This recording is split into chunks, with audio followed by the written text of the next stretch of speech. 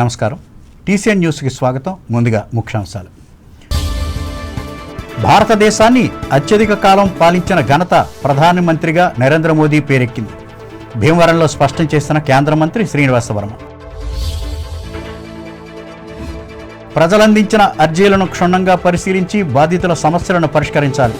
భీమవరం కలెక్టరేట్లో అధికారులను ఆదేశించిన పశ్చిమ గోదావరి జిల్లా జాయింట్ కలెక్టర్ రాహుల్ కుమార్ రెడ్డి. తణుకు నియోజకవర్గ దేవాలయాల అభివృద్ధికి 1,50,00,000 రూపాయలను మంజూరు చేసిన టీటీడీ శ్రీవాణి ట్రస్ట్ ప్రకటించిన ఎమ్మెల్యే ఆర్మిల్లి. వైఎస్ఆర్ కాంగ్రెస్ పార్టీ నేత కారుమూరిపై పెట్టిన కేసులను రద్దు చేయాలని కోరుతూ తణుకులో ధర్నా చేసిన కార్యకర్తలు, అభిమానులు.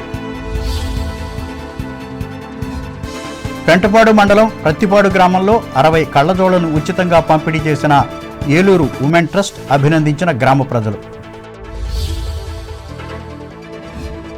కేంద్ర ఎన్నికల సంఘం మార్గదర్శకాల ప్రకారం అర్హులైన ప్రతి ఒక్కరూ ఓటు నమోదు చేయించుకోవాలి. రాజమండ్రిలో ఉద్బోధించిన తూర్పుగోదావరి జిల్లా కలెక్టర్ చేకూరి. జనసేన ఆశయాలను జనంలోకి తీసుకువెళ్లాలి. ఎర్నగూడెంలో కార్యకర్తలకు హితవు పలికిన తాడేపల్లిగూడెం ఎమ్మెల్యే బొలిశెట్టి. గిరిజనుల అభివృద్ధికి కృషి చేస్తున్న కూటమి ప్రభుత్వం బుట్టాయిగూడెం మండలం కేఆర్పురంలో చెప్పిన పోలవరం ఎమ్మెల్యే బాలరాజు. ద్వారకా తిరుమల వెంకన్న హుండీల ద్వారా 14 రోజులకు చేకూరిన ఆదాయం 1,70,00,000 రూపాయలు, 147 గ్రాముల బంగారం, 2 కేజీల వెండి కూడా వెల్లడించిన ఆలయ కార్యనిర్వహణాధికారి త్రినాథరావు. రానున్న ఖరీఫ్ సీజన్కు అవసరమైన ఎరువులు, విత్తనాలను ముందుగానే సిద్ధం చేయాలి. కోట రామచంద్రాపురం ఐటీడీఏ కార్యాలయంలో అధికారులకు సూచించిన రాష్ట్ర మంత్రి పార్థసారథి. భారత ప్రధానిగా వరుసగా అత్యధిక కాలం దేశాన్ని పాలించిన రికార్డును నరేంద్ర మోడీ తన ఖాతాలో వేసుకున్నారని కేంద్ర ఉక్కు భారీ పరిశ్రమల శాఖ సహాయ మంత్రి భూపతిరాజు శ్రీనివాస వర్మ తెలిపారు. దేశ ప్రధాని నరేంద్ర మోడీ 12 ఏళ్ల పాలనపై ముద్రించిన పుస్తకాలను ప్రముఖులు, పారిశ్రామికవేత్తలు, విద్యావేత్తలకు భీమవరంలో సోమవారం అందించి అనంతరం మాట్లాడారు. పేదలు, అణగారిన వర్గాల సంక్షేమమే కేంద్ర బిందువుగా గత 12 ఏళ్లలో దేశంలో ఎన్నో మార్పులు చోటు చేసుకున్నాయని వెల్లడించారు. ఈ కార్యక్రమంలో మానేపల్లి సూర్యనారాయణ గుప్తా, డాక్టర్ కోనపరాజు కృష్ణరాజు, గోకరాజు వెంకట నరసింహరాజు, కలిదిండి వినోద్ వర్మ పాల్గొన్నారు.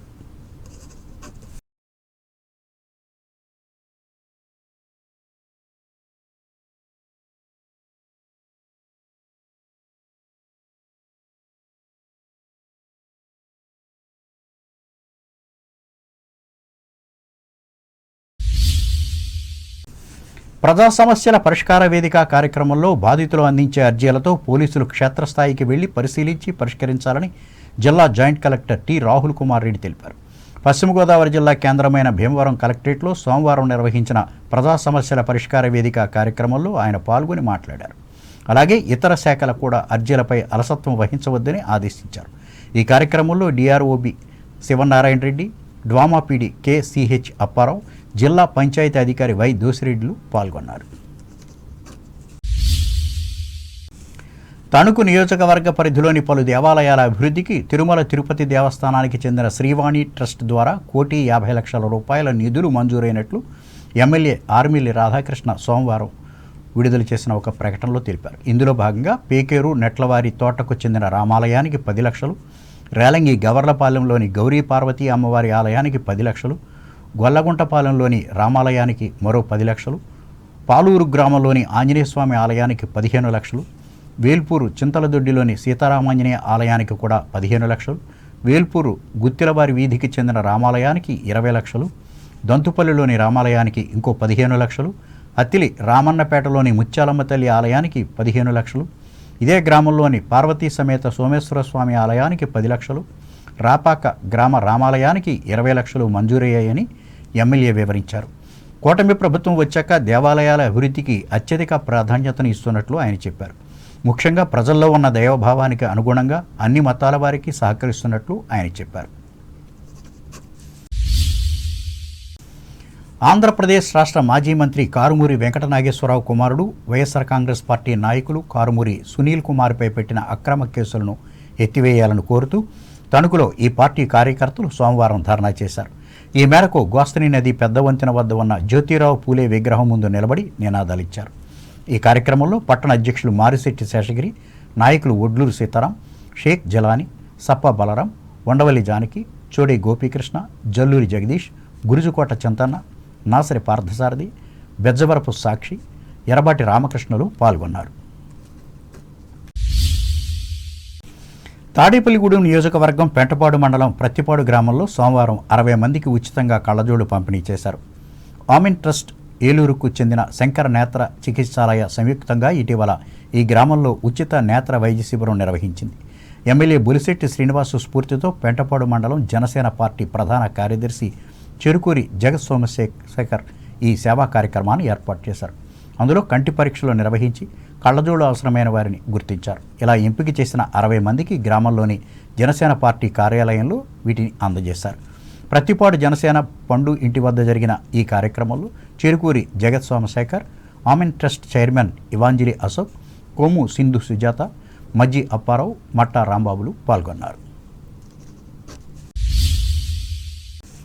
తూర్పుగోదావరి జిల్లా వార్తలు. కేంద్ర ఎన్నికల సంఘం మార్గదర్శకాల మేరకు అర్హులైన ప్రతి ఒక్కరి ఓటర్ వివరాలు నమోదయ్యేలా చర్యలు చేపడుతున్నామని జిల్లా కలెక్టర్ చేకూరి కీర్తి తెలిపారు. రాజమహేంద్రవరం నగరంలో హుకుంపేట, వరలక్ష్మీనగర్ పోలింగ్ కేంద్రాలను సోమవారం కలెక్టర్ సందర్శించి ఇంటింటికి వెళ్లి ఎన్యూమరేషన్ ఫారాల పంపిణీ, బిఎల్ఓల పనితీరు, మొబైల్ యాప్ వినియోగాన్ని పరిశీలించారు. ఈ సందర్భంగా కీర్తి మాట్లాడుతూ ఎన్నికల సంఘం ప్రతిష్టాత్మకంగా చేపట్టిన స్పెషల్ ఇంటెన్సివ్ రివిజన్ 2026 కోసం రూపొందించిన ప్రత్యేక యాప్ సమర్థవంతంగా పనిచేస్తోందని చెప్పారు. ఓటర్లు తమ వివరాలను సరిచూసుకుని పూర్తి చేసిన ఎన్యూమరేషన్ ఫారాలను సంబంధిత బిఎల్ఓలకు సకాలంలో అందజేయాలని కోరారు. జిల్లాలో ఈ కార్యక్రమం సజావుగా సాగుతోందని, ఇప్పటివరకు సుమారు 60% మంది మ్యాపింగ్ పూర్తయిందని అన్నారు. కార్యక్రమంలో కలెక్టర్ వెంట నియోజకవర్గ ఎన్నికల అధికారి ఎస్ భాస్కర్ రెడ్లు ఉన్నారు. అప్పట్లో వలసలో వచ్చేసాము.